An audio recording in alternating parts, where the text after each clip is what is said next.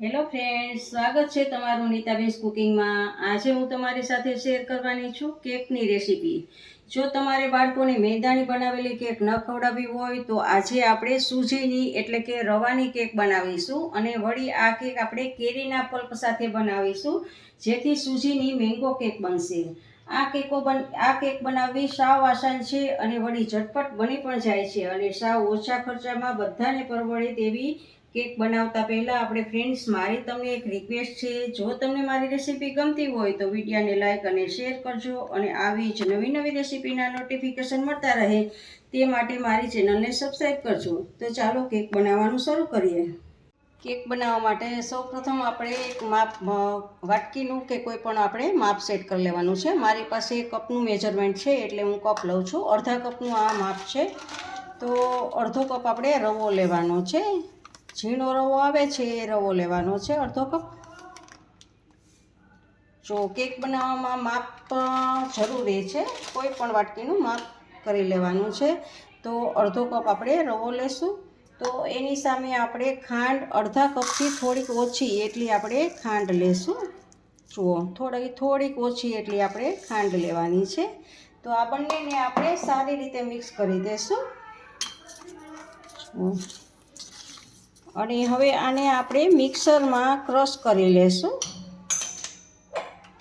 તો એક મિક્સરનું બાઉલ લેશું અને પહેલાં આપણે અડધું એમાં નાખશું, અડધું ક્રશ કરી લેશું, ફરી પાછું આપણે અડધું કરશું।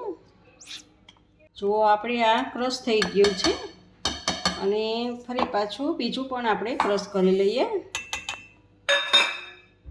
આવી રીતે આપણે ખાંડ અને રવાને મિક્સ કરી અને ક્રશ કરી લેવા।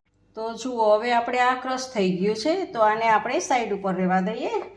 હવે આપણે આ એક પાકી કેરી લીધી છે, તો કેરીનો પલ્પ આપણે કેકમાં નાખવાનો છે।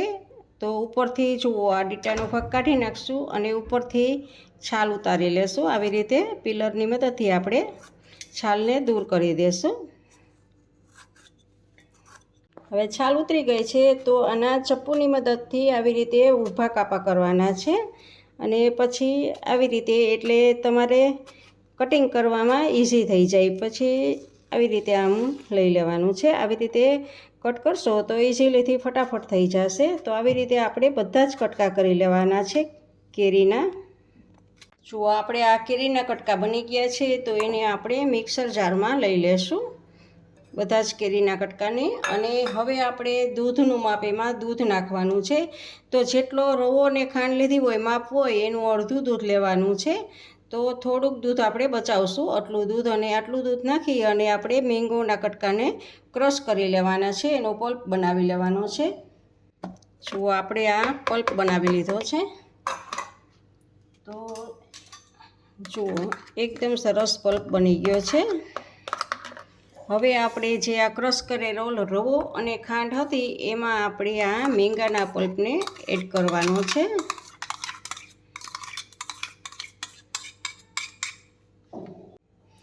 હવે એમાં 1 ચમચી બેકિંગ પાવડર આપણે એડ કરશું અને 5 ચમચી બેકિંગ સોડા એડ કરશું। બેકિંગ પાવડર અને બેકિંગ સોડા કેકમાં નાખવા જરૂરી છે, તો જ આપણી કેક ફૂલશે અને સરસ એકદમ સ્પોન્જી બનશે। તો હવે આને સારી રીતે મિક્સ કરાવી દેવાનું છે, હલાવીને। હવે આને આપણે 5 મિનિટ આમનેમ જ રહેવા દઈએ, જેથી કરીને આપણો રવો છે એ એકદમ ફૂલી જાય। તો આવી રીતે આને સાઈડ પર રહેવા દઈશું આપણે। રવો ફૂલે છે ત્યાં સુધીમાં આપણે ગેસ સ્ટાર્ટ કરી અને પેનમાં પાણી ગરમ રાખી દીધું છે। પાણી પહેલાં ગરમ કરવું જરૂરી છે અને એની ઉપર આપણે સ્ટેન્ડ પણ લગાડી દીધું છે। હવે આપણે આ કેકનું ટીન લીધું છે, તો એ ટીનમાં આપણે નીચે બટરથી કે ઓઇલથી અથવા તો ઘીથી આપણે ગ્રીસ કરી લેવાનું છે। તો જુઓ, આવી રીતે આમ આપણે ગ્રીસ કરી લેશું, બધે જ ગ્રીસ કરી લેવાનું છે, ખૂણે ખૂણો આવી જાય ત્યાં સુધી। આમ જુઓ, અથવા તો તમારે બટર પેપર હોય તો બટર પેપર પણ રાખવાનું છે। તો બટર પેપર ના હોય તો ટોટલી બધે જ આપણે આવી રીતે આમ ઓઇલ લગાડી દઈશું અથવા તો બટર લગાડી દઈશું। અને હવે આપણો રવો એકદમ પલળી ગયો છે, તો હવે આપણે આ બેટર જે બનાવેલું છે એને આપણે આ ટીનમાં એડ કરવાનું છે।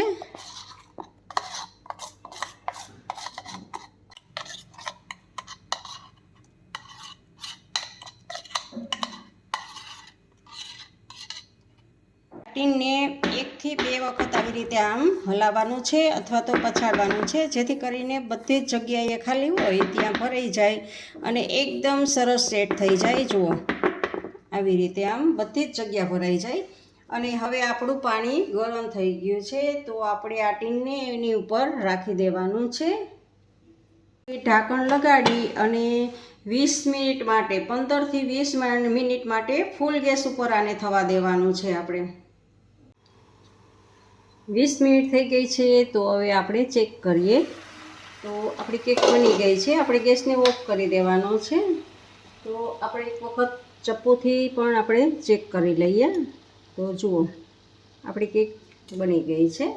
તો હવે આપણે ટીનને બહાર લઈ લઈએ અને આને આમ જ આપણે 10 મિનિટ માટે ઠંડુ થવા દઈએ. હવે આપણે 10 મિનિટ થઈ ગઈ છે ઠંડી થઈ એની, અને તમે જુઓ છો કે કિનારીથી અલગ પણ પડી ગઈ છે.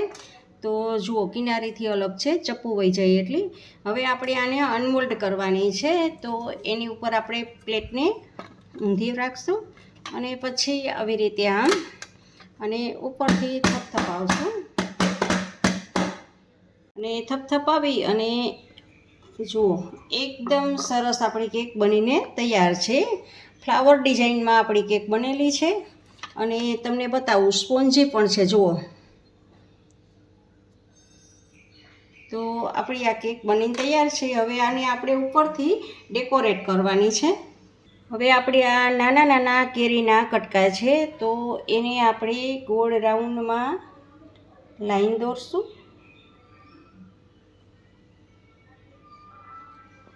તમે તમારી રીતે જેવી ડિઝાઇન કરવી હોય એ રીતે એનાથી સજાવી શકો છો. પણ આપણે મેંગો કેક છે, સૂજીની મેંગો કેક છે, એટલે મેંગોથી સજાવીએ છીએ આપણે. હવે આ કાજુના અડધું ફાડું છે, એ ફાડાને આવી રીતે આ ફ્લાવરની પાંખડી છે ત્યાં આપણે આવી રીતે આમ બધી જ ફ્લાવરની પાંખડી પર આપણે આવી રીતે આમ મૂકતા જશું.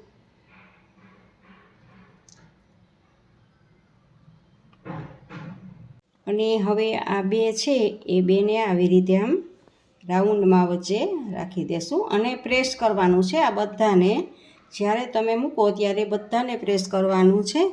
તો આપણી આ કેકને સજાવીને તૈયાર છે. તમે તમારી રીતે અલગ અલગ રીતે સજાવી શકો છો, પણ મેં આવી રીતે આમ સજાવેલી છે. તો જુઓ આપણી કેક મેંગો સૂજીની મેંગો કેક તૈયાર છે. હવે આપણે આને સેટ થવા માટે 10 મિનિટ માટે આપણે ફ્રીજમાં રાખશું, જેથી કરીને સારી રીતે આપણે આ કેક સેટ થઈ જાય.